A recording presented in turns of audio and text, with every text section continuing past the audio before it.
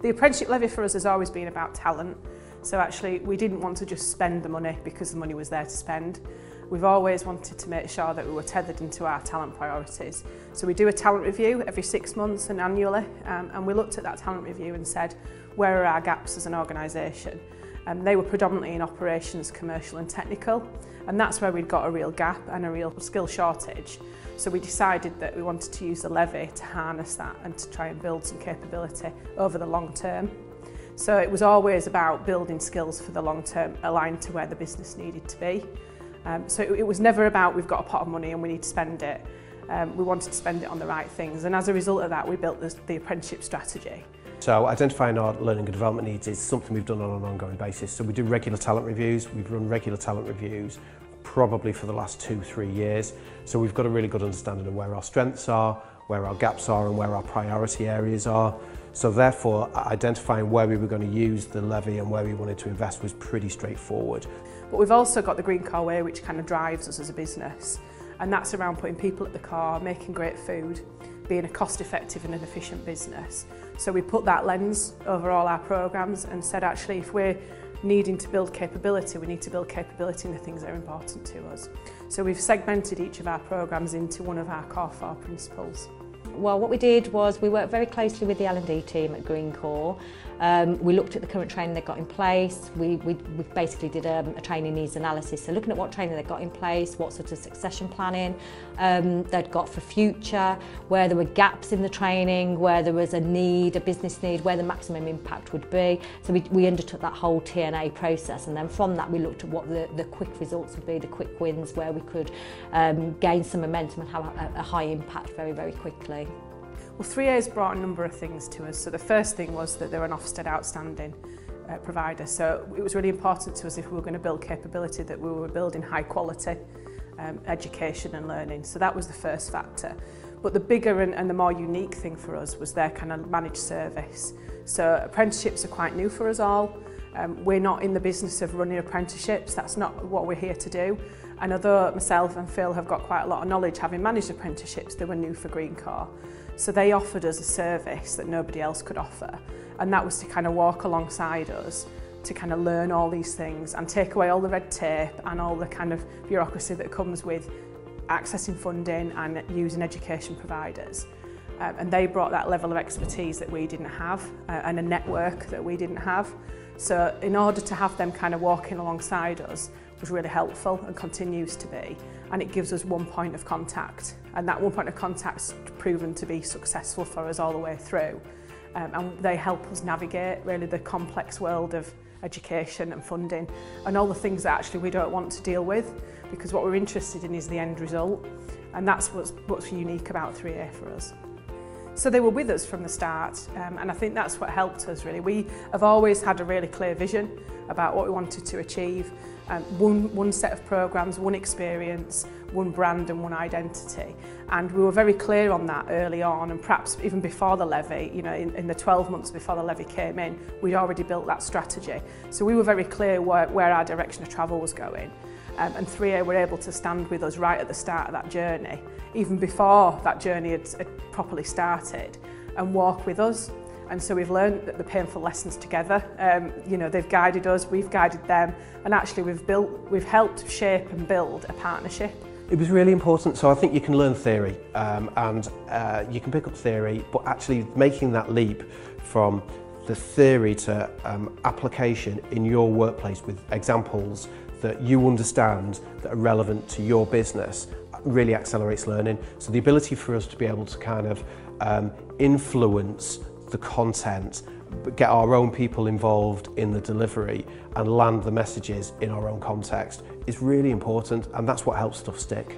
The difficulty with 20% off the job is there's no real black and white definition, and actually I don't think there should be, to be fair.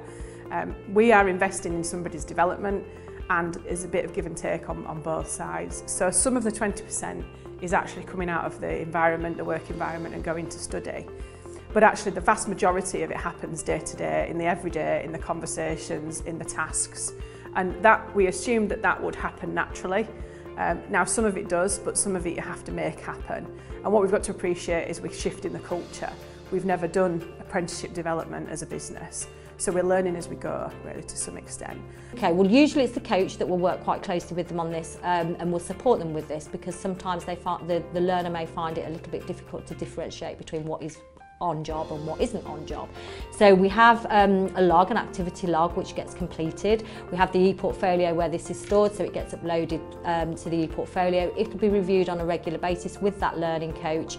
So the reason why I want to take part in the Greencore Management qualification was I felt it would be the best way to help me to progress from where I am now in my current role. So I was sort of falling into a leadership position within the team in helping to train new people, train new starters, and try and make progressive movement with like our processes. And so it seemed like the perfect opportunity to then actually get some backing and understanding on theories to better my capabilities in doing so. A lot of the theories we've learned in the programme have benefited me in my day-to-day role because it's helped me to identify things that I didn't understand before. It's helped me to understand the people in my team a lot better, our communication I think is a lot better. We plan our workloads a lot better now, and it's made me understand what motivates people differently and how you can get the best results out of your team and what you're looking for in areas of progressing to them to be able to see that for themselves and do it themselves anyway. The programme has definitely developed my bond with the company. A good example of this is we had the conference day in which we learned all about Greencore manufacturing excellence, and it gave me a much wider understanding of the business in general about what's going on at other sites. Because I'm in an office-based role, I don't always see a lot of what's actually happening in sites and what initiatives we've got going forward. And the interaction with other people from around the sites, it's built a lot better network for me, both with the business and with my colleagues that are external to the office environment I work in. I wanted to progress within the business. I've already progressed in the 5 years that I've actually worked there, but I just felt that this was going to be the next step that was made available to me.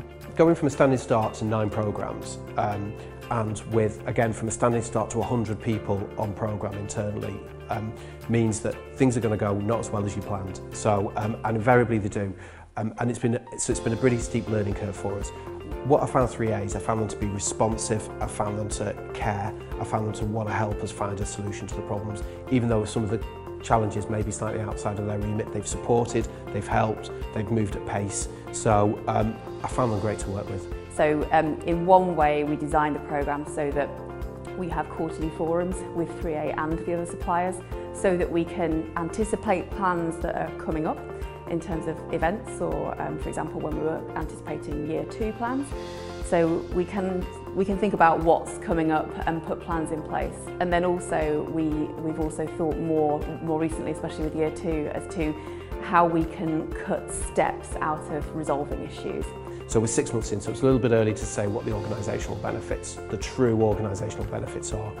What I can tell you so far is there's a number of things that we're already seeing. So if we think about some of the feedback we've had from our people from using Survey Monkeys, people are growing, they like the opportunity to be invested in. It's a demonstration that the organisation cares about them as individuals, but also about their professional growth, which is really important. People are learning new skills, they tell us they're learning new skills, they tell us they're implementing skills.